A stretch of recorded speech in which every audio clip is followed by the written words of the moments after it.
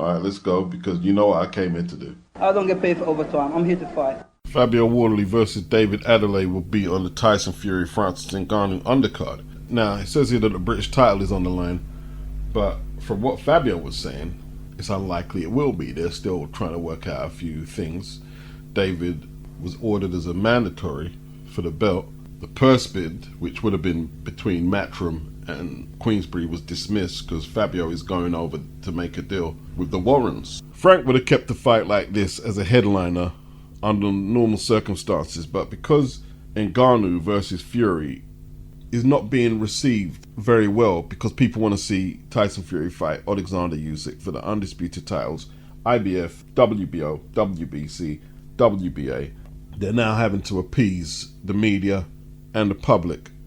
And this was a good move on Frank Warren's behalf, putting Fabio WARDLEY versus David ADELEYE, which I'm going to assume as the chief support. It's a good idea, good move. With the Saudis bankrolling the fight, they can afford it as well, and it won't do no harm on shifting a few pay-per-view buys. I was going to buy the card anyway, and now I'm getting that fight. I don't feel too bad about it now. But yo, forget that. It looks like Fabio was assaulted. Did David ADELEYE do that damage? His nose seems to be bleeding, and he looked like he wanted to get some get back and retaliate, but he was held back. They're saying, okay, he's calm, he's calm. So that one went off. ADELEYE seemed very agitated before when he was speaking to Carl Frampton and the other female pundit. And we know he stepped to WARDLEY already at the Anthony Joshua Jermaine Franklin undercard. WARDLEY also spoke to Carl Frampton, but he seemed jovial, upbeat, not stressed. They're saying that Fabio was on the floor. More information coming out. Allegedly, one of David ADELEYE's entourage could be the perpetrator who assaulted Fabio. Because that's what it is. That's some sucker punch shit. They better mind they don't get the fight called off though. Yo, ADELEYE ain't doing no Fraser Clark shit here. He wants to hurt this guy. He wants to intimidate him. TNT were very quick to turn the attention away from Fabio WARDLEY. They put the camera on him very briefly and took it off while they were interviewing Tyson Fury. Tyson Fury went over to see what was happening, thinking that his brother must have got involved in something, and he didn't spill the beans on anything he saw concerning Fabio WARDLEY. But I'm sure more details will come out. Yeah, just speaking for myself, I would have loved to have lost 42 pounds in a few weeks, like Liam Smith apparently did, but I don't know, I'm not as dedicated. £42 in a few weeks. Question, how did he get £42 off without endangering his health? You do know the board have regulations. Like, you sure can't use saunas to take weight off in the UK. Arcs Eddie Hearn, naive, green Eddie Hearn snitched up his old man. When Lee Purdy couldn't make the weight for the Devon Alexander fight for the IBF title, welterweight title. He came in overweight, and Barry took him off to the sauna to get the weight off. Eddie went on Twitter and said, oh, Lee's struggling to make the weight. My dad's took him to the sauna to get the weight off. Frank Warren was on it straight away. You're not allowed to do that, pal. It's against the British Boxing Board and Controls guidelines. Frank was on it like a harbour shark. Yeah, you're not allowed to do that in the UK. Casemiro, he got into issues with that recently in the UK. Can't do that. Can't take weight off using saunas. If Ben Shalom knew that Liam Smith was endangering himself to make the weight, or if anyone of any standing, including McNally, his trainer, they could be pulled up in front of the board. You do realise that. I mean, it doesn't even sound doable. 42 pounds in what? 3-4 weeks? How? You would have had to been going into the territory of this isn't safe to do that. I have a theory that Kalle and Eddie played Ben Shalom though. Like, Liam Smith had the upper hand. He had the W. He pulled out twice with a back injury, and he didn't seem like he was in a rush to get back in the ring, whether he was genuinely injured or not. And obviously, I think EUBANK wanted to avenge the loss. You know what I mean? We can see that because he looked invigorated in beating the crap out of Beefy. But I guess time was running out. Time was running out. And you kept hearing Frank Smith piping up. Oh, we nearly got EUBANK and BENN over the line. Then Eddie would come up. Yeah, it's nearly a done deal. How comes Kalle never come out and say, these guys are talking rubbish? We're not even discussing this fight. The only time he said that was when it was finally signed and they were doing press conferences And the fight's a couple of weeks away. He was saying, EUBANK was only going to ever take this fight. But I believe they used that fight as bait. I don't think Eddie was in a rush to make EUBANK and BENN. I mean, Conor still hasn't got his license. The board and UKAD appealed the National Anti-Doping Panel's decision to lift his suspension. So they weren't in a rush to make the fight. I think they want to make it in Britain. And it's been delayed for over a year. What's the rush? What's the rush? I think BENN got flustered because I even held polls. Who's going to get this fight? Because BENN kept responding to Frank Smith and Eddie. I even put up a poll who's going to get the fight. And it was overwhelmingly MATCHROOM. And Joe McNally's not happy. He's actually saying there were threats from the promoters of the event. Now, Wasserman don't promote Liam. Can't be mad with Wasserman. He's mad with BENN because BENN coerced him into the fight and BENN's his promoter. I think Joe McNally is pissed with Ben Shalom, thinking that he hasn't had Beefy's best interests. That's probably why he blew up the VADA and the UKAD testing. Why did he do that? Think about it. Kalle and Eddie, they could have went to the Middle East and put on EUBANK and BENN, but they didn't want to do that. They still want to stage it in the UK. But this way, EUBANK got to avenge his loss, and it's great promotion for the big showdown. And just like moles infiltrated the first attempt at making BENN and EUBANK, other people have moles too. It wouldn't take much for Kalle or Eddie to hear, hey, Liam's struggling with the weight. He's struggling in training camp. And McNally said he told Beefy not to take that fight in September. He said they needed 8 or 10 weeks more to take it, but they felt pressured into taking the fight. Eddie and Kalle are long-time associates, friends if you like. I think BENN got played. I could be wrong, but I think BENN got played. Dan Raphael and Frank Warren have been going back and forth. Frank Warren has apparently put the appeal over said Crotchgate controversy from the recent world title fight in Poland between Dubois and USYK. And this is paragraph 2 of the appeal, where the nonsensical assumption is made that USYK would not have arisen had the ref ruled it a legal body shot from Dubois, which it wasn't. Nah, it wasn't a legal punch, in all truth. So there goes Frank. Dear sirs of the World Boxing Association, the appeal is submitted by Queensbury Promotion on behalf of Daniel Dubois. And this is a publicity stunt from Frank Warren, yeah? So, you want to get Daniel Dubois a rematch, but at the same time, you said Tyson Fury will be fighting Alexander Usyk early next year. This is a publicity stunt to drum up some controversy around Daniel, gain him a little more notoriety, basically just making some noise for the sake of it. Nothing more than that. If the WBA didn't overturn the decision without Frank sending a letter some 2-3 weeks after the event, what do they think is going to change? You know, like, you think Usyk's going to agree to rematch Dubois? And if Usyk is stripped of the WBA strap as a result, well, what happens to the Fury-Usyk fight? It won't be for undisputed, will it? And you can kiss all that Saudi Arabia money down the drain for that fight. Getting a rematch for Daniel is just a waste of time. And Frank Warren has been responding like a little kid with Dan Raphael. Dan, we need your expert advice. Tomato or hot sauce on a burger. And then he said something else in response to Dan talking about the low punch. Well, we can't say waistline, Dan, because that's something you've never seen. I mean, Frank acting like a little kid, man. Acting like a little kid. Just a publicity stunt, really. Bad week for UKAD after Dave Allen fessed up that he wasn't tested once by UKAD and he had a full training camp to fight Fraser Clark. I don't know what Fraser has got to say about it. The last thing Ben Shalom needs is for some interviewer to ask Fraser Clark, was he tested? Hey, let me tell you this now, there's going to be a few outlets banned from boxer shows as they attempt to damage control what's really going on. Liam Smith was tested once in his entire training camp by UKAD and none by VADA, no VADA testing implemented. And Joe McNally was told that EUBANK was tested twice while in the US, but he doesn't believe that to be the case. UKAD do not have the funds to travel to the US, is what Joe McNally said. And, you know, you heard Ben Shalom saying, oh, we know UKAD are underfunded, but that's all we need to cover the testing for EUBANK versus Smith. All we need is UKAD. And out of your own mouth, you're saying it's underfunded. And one of the boxers that are signed to Ben Shalom, his trainer, is voicing his disapproval about the lack of testing for the fight. McNally also blew the whistle that there was no VADA testing. He blew the whistle initially. I already broke it down why he might be pissed with Ben Shalom. He believes Ben forced Beefy into that fight prematurely. Matchroom, another boxer, popped to the Matchroom card, yes. On the undercard of Quigley Edgar Berlanga, June the 24th, Joe COSUMANO, who TKO'd Adam Karanaki in 8 rounds in what was a minor upset. Karanaki had lost his 3 previous fights beforehand, but this was supposed to be the road to some sort of redemption, but it wasn't to be. He was stopped in the 8th.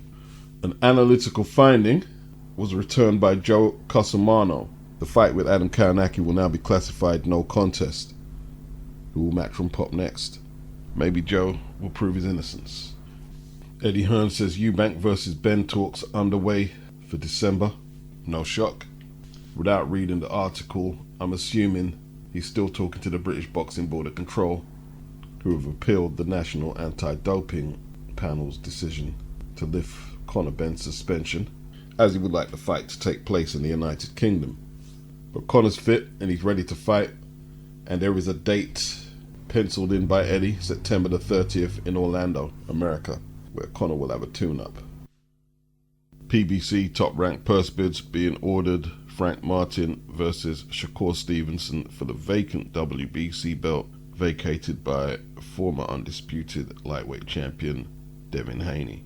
Will it be competitive is what the main debate seems to be about online, or will Shakur just wash this guy? Is he that precocious talent that we're talking about? I think Frank has the pedigree, he's with a good coach, the ambition, the freshness to give Shakur a run for his money, but, you know, I have to predict a Shakur Stevenson win all day. Very good fight, though. The type of fight 135 needs, the type of fight that Tank Davis is not giving the boxing public. I've given up on him personally. He and Lomachenko, all eyes will be on them to see what they do in view of a winner from out of Frank Martin and Shakur Stevenson. The likes of William Zabeda and all the rest of the contenders who seem a little reluctant for that Shakur Stevenson smoke. Time to step up. It's time to step up. Jamel Charlo is saying he's not finding it easy to transform into a 168 pounder. He says he has to gain weight. I think over a period of time, Charlo will always be the naturally bigger man than Canelo. But Canelo has had longer climatizing his body to these higher weights. But if you want to be great, this is what you got to do. That's the biggest fight that Al Heyman could get the guy. It's a 14-pound jump from super welter to super middle. See, to me, it's no different from the likes of Emil Griffiths jumping from 147 to 160 to fight the likes of Dick Tiger and beat him. I mean, he has longer arms than Canelo. That gives him more leverage, in theory. Emil Griffiths sure didn't have longer arms than the likes of Dick Tiger, Benvenuti, Carlos Monzon, and these were excellent middleweights he fought. He beat Tiger and Benvenuti. I think the task for Jamal is to focus on what he believes will work well for him in the fight and not dwell on whether he's a natural 168 pounder. I wouldn't dwell on that. And that's what Jamal needs to avoid. He needs to think like an elite fighter. Skills pay the bills. I'm just taking a poke at it, having a guess. I think an elite fighter would say, well, I've got longer arms and taller, and I should be bringing my super welterweight speed up to 168, and I'll defeat him. Don't dwell on the negatives. Here, Jamel is saying he could make 154 very easy, could stay at that weight for his whole career. And he said boxers should stay at their natural weight. Jaron Ennis reckons Charlo's walking around weight is around 180. How would he know that? I don't know. You know, like when USYK was at cruiser, I believe USYK was fighting literally at his walking around weight. 198, 200 pound, maybe 200 pound, 205, 210, walking around, then drop the extra 5 or 10 pound to make weight. He fought Witherspoon at 215, and his last fight against DUBOIS was 221, and he spoke about how much he had to eat to fight at that weight, and he was entertaining jumping back down to cruiser.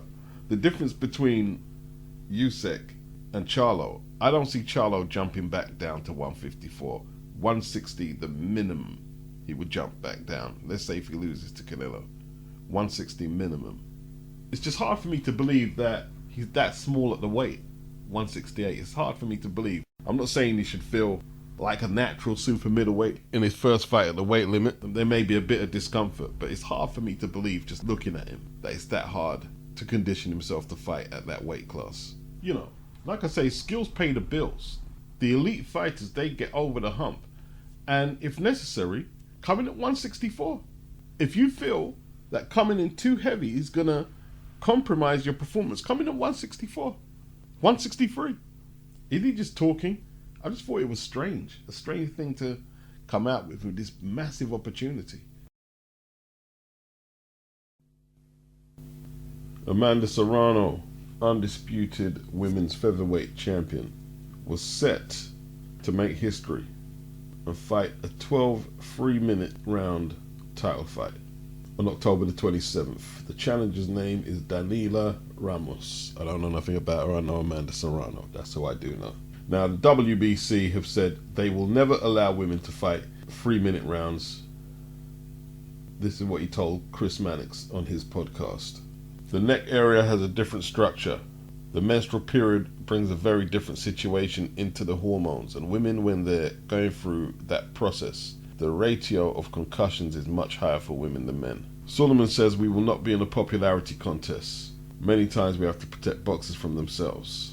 We have to protect them and put the rules in for their protection. So the WBC have safety in mind making this decision. They're not going for it.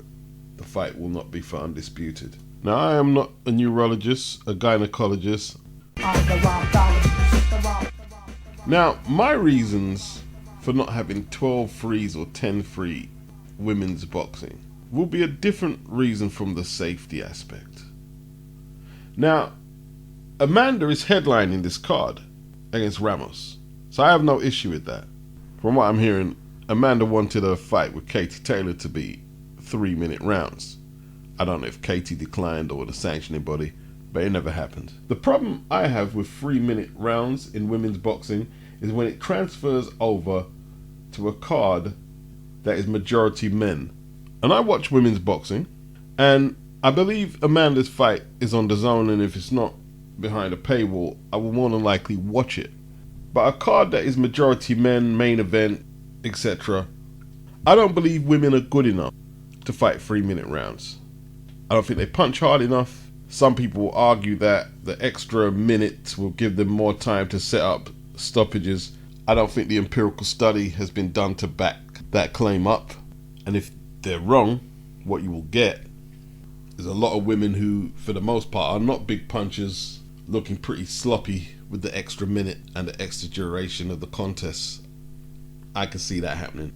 The biggest danger for the future of women's boxing is that this move doesn't expose the talent gap between the men and the women even further than we can see it is now. For those who disagree with me, whether it's safety or entertainment, the reason I wouldn't like to see it, you better hope that Solomon's wrong if that's the case, because that will have dire consequences if more and more women opt to fight 3 minutes around and compromise their health as a result. Boxing is a niche sport even amongst boxing fans themselves, and if people have a low tolerance for women's boxing, a lot of them right now may tolerate 10-2s, 8-2s to get through to the fights they want to see, chief support, main event, etc. But 10-3s, 12-3s, you could end up driving a lot of people away from the sport. You could end up doing that.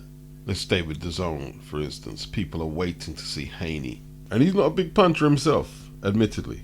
Haney versus Regis. And they put a women's contest in the chief support slot. 12-3s. And let's bear in mind, most people have came to see the main event, and a lot of them may have a low tolerance for women's boxing on a predominantly men's boxing card.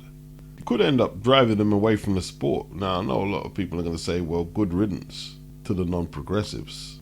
I'm prepared to be proven wrong. If the stoppage ratios go up, if it improves women's boxing as a spectacle, I'm willing to be proven wrong. I don't want to see women's boxing go back into the Stone Age or anything like that. I really don't. I enjoy it within a certain context, I do. Now, it's good that Amanda's headlining the card because the low tolerance demographic who have an aversion to the spectacle of women boxing, they can't really complain, because it's not like Serrano Ramos is going to be holding up the main event and they're waiting around for the chief support main event or the fights they want to see. They can't really complain. You know what you're getting with this card. Amanda Serrano is headlining. That's who you're going to see if you have an interest in this show. So 12 threes on that card, no issue at all. And the gene pool in women's boxing is not as strong as the men. There's going to be a lot of fights they're going to be putting out there as 10 threes. And a lot of them women are just not capable or competent enough to fight them 3-minute rounds. I mean, I can't do the neurology arguments because it's not my field. But any debate concerning logic will suggest that the gene pool is not strong enough in women's boxing to make what would be quite a radical shift, in my opinion, to 3-minute rounds. Now, don't get me wrong, I could have watched 10 threes of Serrano and Taylor. I could have done it. It was a really good fight. And there's a few more fights that I could say, yeah, 10 threes. I think, you know, if there's a sensible approach and not an expectation that all fights have to have a 3-minute round duration, 10 threes, 12 threes, I won't rock the boat. I'd give it a chance. But the prospect of 12 3-minute round contests between two women who are good, but just not good enough really to warrant the longer duration contests while I'm waiting for the main event or chief support, especially if it's a card across the pond and I'm half asleep at 4 or 5 a.m. in the morning. Nah, I'm not with it, bro.